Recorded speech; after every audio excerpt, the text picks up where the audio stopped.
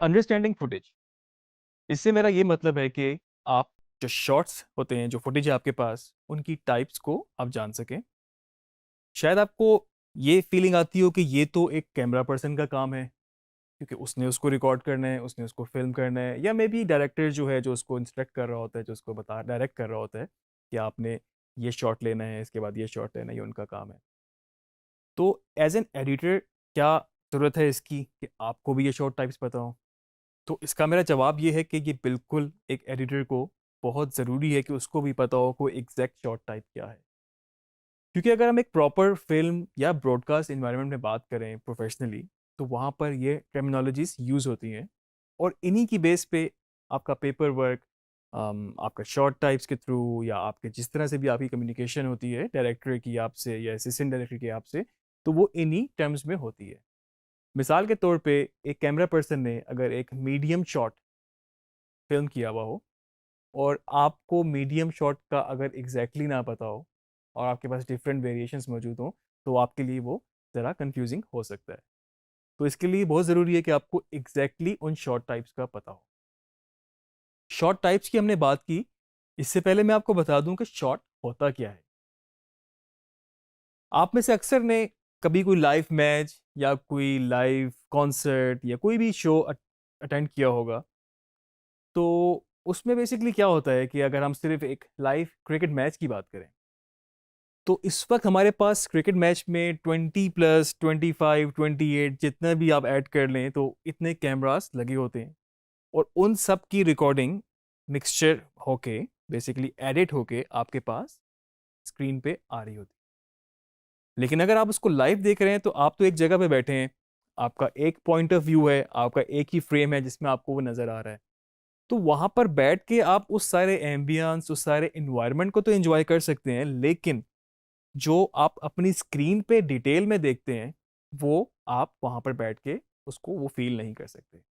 अब वो क्या देखते हैं आप स्क्रीन पे?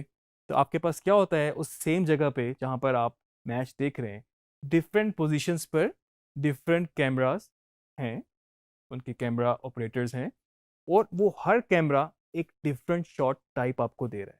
तो वो जो different camera persons different position पर और डिफरेंट शॉट टाइप्स में आपको डिफरेंट वेरिएशन में आपको जो शॉट दे रहे हैं, या आपको जो स्क्रीन पे आपके पास इमेजेस आ रही हैं और एडिट होके आप उसको देख रहे हैं, तो वो फर्दर उसमें एक ड्रामा ऐड कर रही है, फर्दर उसमें एक इंटरेस्ट डेवलप हो रहा है, और आपको डिटेल नज़र आ रही है।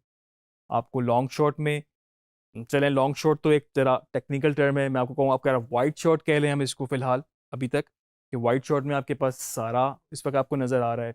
क्लोजअप में आपको डिटेल नज़र आ रही है, और अब तो इतनी इंफॉर्मेशन ऐड होती जा रही है कि आपको एक्सट्रीम क्लोजअप, आपको एक्सप्रेशन, आपको ओवर द शोल्डर, आपको हर तरह के शॉट टाइप्स आपको लाइव इवेंट में देखने को अपनी स्क्रीन पे मिलते हैं।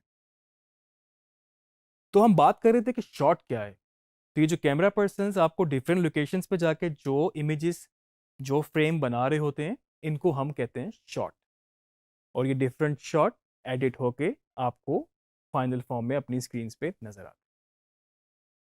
तो ये जो शॉट्स होते हैं, ये कितने टाइप्स के होते हैं, इनकी क्या क्या वेरिएशन होती है, इस पे हम नजर डालते हैं। मेजरली हम इनको दो पार्ट्स में डिवाइड कर सकते हैं। एक तो हमारे पास बेसिक शॉट्स, और दूसरा हमारे पास कॉम्प्लेक्स शॉट्स। बेसिक शॉट में आपके पास long shot, medium shot, close up, over the shoulder, two shot, इस तरह के शॉट्स इन्वॉल्व हैं। ये ज़्यादातर स्टैटिक शॉट्स हैं, इनमें मूवमेंट नहीं है, इनमें आपके कैमरे की या आपकी फोकल लेंथ की मूवमेंट नहीं है। और जो कॉम्प्लेक्स शॉट है, उसमें आपकी मूवमेंट इन्वॉल्व है। वो कैमरे की मूवमेंट हो सकती है, वो लेंस की मूवमेंट हो सकती है, वो सब्जेक्ट की मूवमेंट हो सकती है, या इन सब के कम्बिनेशन से भी जाके वो चीज़ बन सकती है। आइए हम एक नज़र डालते हैं बेसिक शॉट्स पे। और इन बेसिक शॉट्स को समझने से पहले मैं आपको एक टिप भी दे दूं कि आप अगर एडिटर के तौर पे काम करते हैं, और आपका प्लान है कि आप खुद चीज़ों को फिल्म भी करें, एज एन कैमरा पर्सन आप खुद उसको रिकॉर्ड करें और खुद बाद में उसको एडिट करें, तो इन शॉट्स को तो आप रट लें, बिल्कुल इसको आप रट लें। क्योंकि ये जो है, ये बेसिक आपकी कन्वेंशंस हैं। आप इसको कंपेयर कीजिएगा किसी भी फीचर फिल्म में, किसी भी हॉलीवुड लेवल फिल्म में, या किसी भी सिनेमा की फिल्म ब्रॉडकास्ट के किसी भी शो से, तो आपको ये सारी शॉट टाइप्स उसमें नज़र आएंगी। और इसमें आपको एक फ़ायदा ये भी हो सकता है कि कभी आप अगर शूट करने जाएं और आपका स्टोरी बोर्ड उस तरह से प्लान नहीं है, मे बी आप कोई डॉक्यूमेंट्री शूट कर रहे हैं, तो आप अपने सब्जेक्ट को, अपने कैरेक्टर्स को इन डिफरेंट वेरिएशंस में शूट कर सकते हैं। और इसके बाद फिर आप उसको, आपके पास एडिट में पॉसिबिलिटीज बढ़ जाती हैं, आपके पास ऑप्शन ज़्यादा, आपके पास चॉइसेस ज़्यादा हो जाती हैं। तो ये जो बेसिक शॉट्स हैं ये क्या हैं? सबसे पहले हम बात करते हैं लॉन्ग शॉट। और लॉन्ग शॉट में हमारे पास फर्दर जो इसकी वेरिएशन है वो है एक्सट्रीम लॉन्ग शॉट, वो है हमारे पास वेरी लॉन्ग शॉट, और हमारे पास long shot. Extreme long shot में अगर आप देखें तो इस वक्त जो है आपके पास एक बहुत ही वाइड फ्रेम है। आपके पास आपका सब्जेक्ट, जो आपका कैरेक्टर है, वो भी आपको नज़र आ रहा है, और जो उसके इर्द गिर्द इन्वायरमेंट है वो भी आपको काफ़ी ज़्यादा नज़र आ रहा है। बहुत ज़्यादा डिटेल इसमें आपको नज़र नहीं आएगी क्योंकि ये बहुत वाइड शॉट है। उसके बाद जो वेरी लॉन्ग शॉट है वो इसका थोड़ा सा टाइटर वर्जन, आपका जो कैमरा है वो थोड़ा सा और जूम इन हो गया है। इसमें आपका सब्जेक्ट आपको पूरा नज़र आ रहा है, आपका इन्वायरमेंट भी आपको नज़र आ रहा है, लेकिन as compare to extreme long shot ये थोड़ा सा जूम इन ज़्यादा हुआ। अगर हम सिंपल लॉन्ग शॉट की बात करें तो इसमें जो आपका सब्जेक्ट है वो आपको सर से लेके पाँव तक पूरा नज़र आ रहा है, और थोड़ा सा हेडरूम, एक डिसेंट हेडरूम है सर के ऊपर भी और थोड़ा सा पाँव के नीचे भी, तो आपको एक पूरा सब्जेक्ट अपना नज़र आ रहा है। इसके बाद अगर हम बात करें मीडियम शॉट की, तो मीडियम शॉट में भी आपके पास मीडियम लॉन्ग शॉट है, आपके पास एक मीडियम शॉट है, और आपके पास एक मीडियम क्लोजअप है। अगर हम मीडियम लॉन्ग शॉट की बात करें तो इस वक्त जो हमारा सब्जेक्ट है, हमें थोड़ा सा एक डिसेंट हेडरूम है, उसके सर के ऊपर थोड़ी स्पेस है, और नीचे घुटनों तक वो उसका शॉट है। थोड़ा सा इन्वायरमेंट भी विजिबल है कि वो किस जगह पर है, और मेजर इसका जो पॉइंट है वो ये है कि वो सर से लेके घुटनों तक आपको अपना सब्जेक्ट नजर आ रहा है। इसके बाद जो सिंपल मीडियम शॉट है उसमें आपको सर से लेके वेस्ट तक, जो आपकी वेस्ट लाइन है, यहां तक आपको अपना सब्जेक्ट नजर आ रहा है। मीडियम क्लोजअप थोड़ा सा इससे ज़्यादा और जूम है, और वेस्ट लाइन से थोड़ा सा ऊपर होके आपके पास आपका सब्जेक्ट जो है आपको सर से लेके चेस्ट के थोड़ा नीचे तक नजर आ रहा है। अब हम बात करते हैं क्लोजअप की। क्लोजअप में आपके पास simple close up, big close up, extreme close up जैसी ऑप्शन मौजूद है। क्लोजअप में आप देख सकते हैं कि आपको अपने सब्जेक्ट का पूरा चेहरा सर से लेके उसकी चिन तक पूरा फ्रेम में नजर आ रहा है। उसके बाद अगर हम बात करें बिग क्लोजअप की, तो आप देखें कैमरा आपका और जूम इन हो गया है, टाइट हो गया है, और उसका सर जो है फोरहेड तक कट चुका है, और चिन उसकी पूरी है उस फ्रेम में। और एक्सट्रीम क्लोजअप, बिल्कुल आंखों का इस वक्त जूम हुआ हुआ है, क्लोजअप है आंखों का, एक्सट्रीम इसलिए इसका नाम दिया गया है। तो ये आंखें भी हो सकती हैं, ये आपकी होंठ भी हो सकते हैं, मे बी नाक हो सकती है, कान हो सकती है, स्पेसिफिक एक जगह को ही फुल एक्सट्रीम हद तक जूम किया हुआ है। हर शॉट का अपना अपना पर्पस है। अब एक्सट्रीम क्लोजअप में आपको अक्सर कभी इंटेंसिटी दिखानी हो, कभी आपने कोई आंखों से, किसी ने कोई फिल्म में दिखाया कि उसने इशारा किया है, तो मे बी एक्सट्रीम क्लोजअप का शॉट था, या किसी के एक्सप्रेशन, इमोशंस, कोई गुस्सा आ गया है तो आपने आंखों का क्लोजअप उसको दिखा दिया। किसी ने कोई विस्पर किया तो मे बी उसका एक्सट्रीम क्लोजअप है होंठ का, कोई बात सुनाई दी, कान का एक एक्सट्रीम क्लोजअप है। तो हर शॉट, ख्वाह वो लॉन्ग शॉट हो, मीडियम शॉट हो या क्लोजअप हो, हर एक का अपना अपना एक पर्पस होता है। और फिल्म की लैंग्वेज में इसको जब यूज़ करते हैं तो पर्पसली ही यूज़ करते हैं। वेरिएशन एक अपनी जगह, लेकिन एक फिर भी पर्पसली इसको यूज़ किया जाता है ताकि एक आपका नैरेटिव और इंटरेस्ट बिल्ड होता रहे। इसके बाद दो और शॉट हैं जो बेसिक शॉट्स कैटेगरी में फॉल करते हैं। वो है आपके पास टू शॉट और over the shoulder shot. Two shot जैसे नाम से ही आपको क्लियर है, दो लोग होते हैं इसके अंदर। अगर दो लोग आपस में बात कर रहे हैं, ख्वाह वो खड़े हुए हैं या बैठे हुए हैं, और दोनों ही आपके एक फ्रेम के अंदर आ रहे हैं बेसिकली, तो आप उसको टू शॉट का नाम देंगे। ओवर द शोल्डर शॉट में आपके पास शोल्डर के पीछे कैमरा रखा होता है, और आपका जो सब्जेक्ट है, जो आपका करेक्टर है, दो लोग मतलब अगर आपस में बात कर रहे हैं तो आपको एक का चेहरा नजर आ रहा है और दूसरे का आपको शोल्डर नजर आ रहा है, यानी कि थोड़ा सा उसकी बैक, साइड और शोल्डर नज़र आ रहा है। और इस तरह से जब आपको सेकंड बंदे का फिल्म करना होता है तो आप अपनी उसी कैमरे को शिफ्ट करते हैं और आप फिर दूसरे के शोल्डर और दूसरा सब्जेक्ट आपको नज़र आना शुरू हो। ये नॉर्मली आपको दो लोगों की कन्वर्जेशन में ही नज़र आएगा और इससे आपको जस्टिफाई भी हो जाता है कि किससे बात हो रही है, किस एंगल से बात हो रही है और आई लाइन किस तरफ है, और फिल्म मेकिंग में इसका खासा इस्तेमाल किया जाता है। ये थे आपके बेसिक शॉट टाइप्स। मैं अगेन आपसे कहूँगा कि आप इनको प्रैक्टिस करें, आप इनको रिकॉर्ड करें। तो आपके पास मोबाइल फ़ोन वाला कैमरा है या आपके पास कोई DSLR है, आप इनको रिकॉर्ड करें, आप इनको प्रैक्टिस करें और इनको एक साथ कंपाइल करें।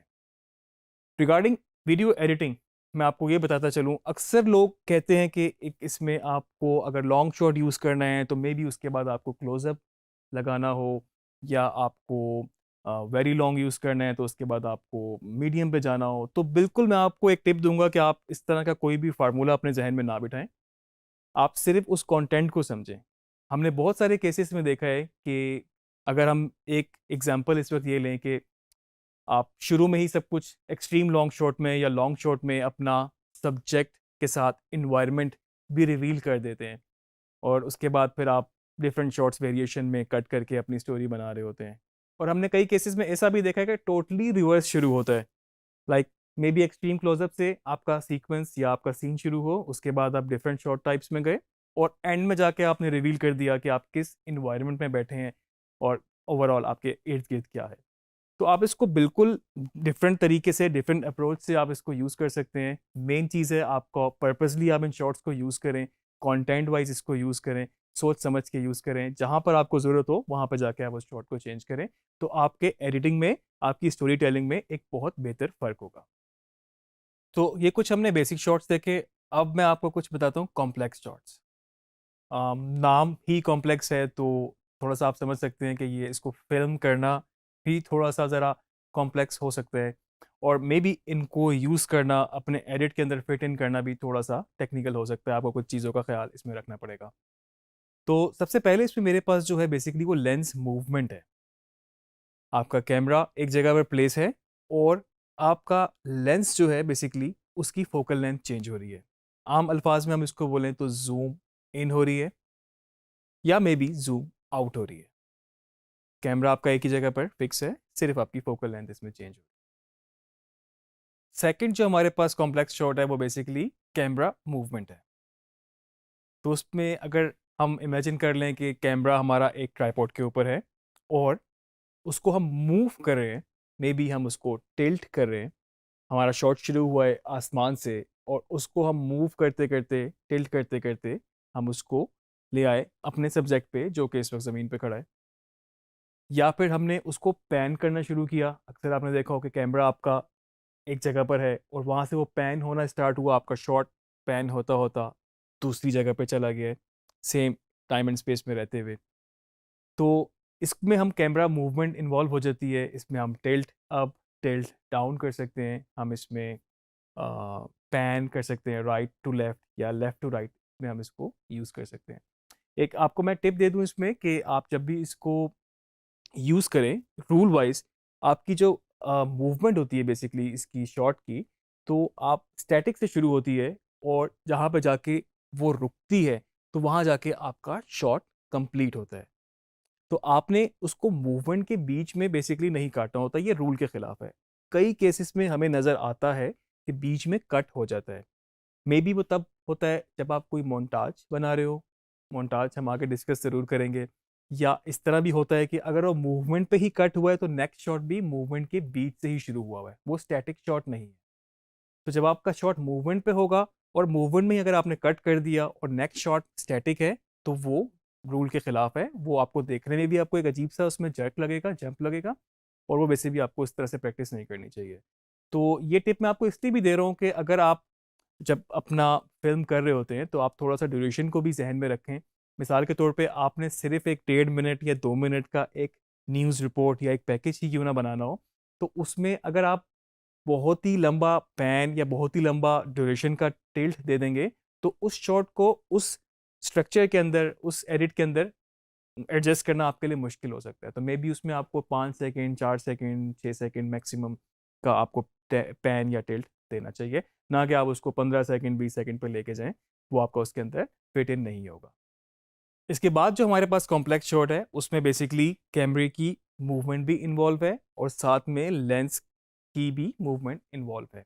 आपने अक्सर कभी देखा होगा फिल्म की रिकॉर्डिंग के वक्त आपको एक ट्रैक सा नज़र आएगा और उसके ऊपर कैमरा फिट हुआ हुआ होगा और आप उसको मूव कर रहे होंगे। अब उस ट्रैक मूवमेंट में बेसिकली आपका कैमरा भी फिजिकली मूव हो रहा है और साथ में आपको अपनी लेंस को भी मूव करना पड़ रहा है। अब आजकल आपको जिप की सूरत में भी ये नज़र आते हैं, या फिर मे बी आप अब तो ड्रोन भी आ गए हैं, ड्रोन में भी आपके पास मूवमेंट और सारी चीज़ें होती हैं इस तरह से। तो आपके पास ये बेसिकली कॉम्प्लेक्स शॉट में मूवमेंट इन्वॉल्व हो जाती है, जिसमें कैमरा आपका कहीं पर माउंट हुआ हुआ है या मे बी ट्रैक पर है और उसके बाद कैमरे की भी मूवमेंट है और साथ में लेंस की भी मूवमेंट। फोर्थ में इसमें अगर बात करूं तो सब्जेक्ट भी इसमें ऐड है, सब्जेक्ट की मूवमेंट भी इसमें ऐड हो गई है। तो अब आप सोचें कि आपका सब्जेक्ट मे बी आप कोई इवेंट कवर कर रहे हैं जिसमें रेस है, रनिंग है, और अब पूरा लैप पूरा करना है और उसके बाद आपके पास कैमरे की पोजीशनिंग है। तो एक सब्जेक्ट जिसको आप फिल्म कर रहे हैं, अब वो मूवमेंट में है। अब आपका जो शॉट टाइप है वो डिसाइड करता है कि आपने उसको फॉलो करना है, या आपका कैमरा में भी स्टैटिक होगा, एक जगह पर माउंट होगा, एक जगह प्लेस होगा और उसके बाद आपका सब्जेक्ट मूव कर जाएगा। अगर आपने उसको फॉलो करना है तो आपको उसको फॉलो के साथ मूवमेंट भी अपने कैमरे की ऐड करनी है। तो आपका सब्जेक्ट भी मूवमेंट में आ गया, आपका कैमरा भी मूवमेंट में आ गया, और उसी हिसाब से आप उसमें अगर कोई पैन टिल्ट हो रहा है तो आपको वो पहले से उसको प्लान करना पड़ता है, ना कि आप मौके पे कंफ्यूज सा एक शॉट दें, तो वो शॉट भी आपका सही नहीं होगा। तो ये थे हमारे कुछ कॉम्प्लेक्स शॉट्स। अगर मैं इसको क्विकली समराइज करूं तो कॉम्प्लेक्स शॉट में आपके पास पैन हो सकता है, आपके पास टिल्ट हो सकता है, आपके पास पैन और टिल्ट दोनों एक साथ हो सकते हैं, आपके पास लेंस मूवमेंट हो सकती है, आपके पास लेंस मूवमेंट और पैन का कॉम्बिनेशन हो सकता है, या आपके पास लेंस मूवमेंट और टिल्ट का कॉम्बिनेशन हो सकता है, सब्जेक्ट मूवमेंट हो सकती है, सब्जेक्ट मूवमेंट के साथ आपका कैमरा पैन भी हो सकता है, और सब्जेक्ट मूवमेंट के साथ आपका कैमरा टिल्ट भी हो सकता है। तो ये सारे कॉम्प्लेक्स शॉट हैं, बड़ा स्मार्टली आपको इसको प्लान करना होता है, और जब ये सही तरीके से एग्जीक्यूट हो जाए फिर आप इसको अपने एडिट में यूज़ करते हैं। तो आपको पता होना चाहिए कौन सा शॉट सही है, कौन सा शॉट नहीं है। अगर एक पैन पूरा नहीं हो सका, मे बी एक सब्जेक्ट को वो फॉलो कर रहा है और सब्जेक्ट आपका फ्रेम से पहले या बाद में आउट हो गया है, तो आपको पता चल जाएगा कि ये शॉट सही नहीं है। मे बी उसके बाद आपके कैमरा पर्सन ने एक और वेरिएशन शूट की हो, तो आपको इसलिए अपनी फुटेज को प्रीव्यू करना भी ज़रूरी होता है। तो ये कॉम्प्लेक्स शॉट जो थे बेसिकली आपको आपके एडिट में कंबाइन होते हैं बेसिक शॉट्स के साथ, तो तब जाके आपका एक सारी स्टोरी बनती है।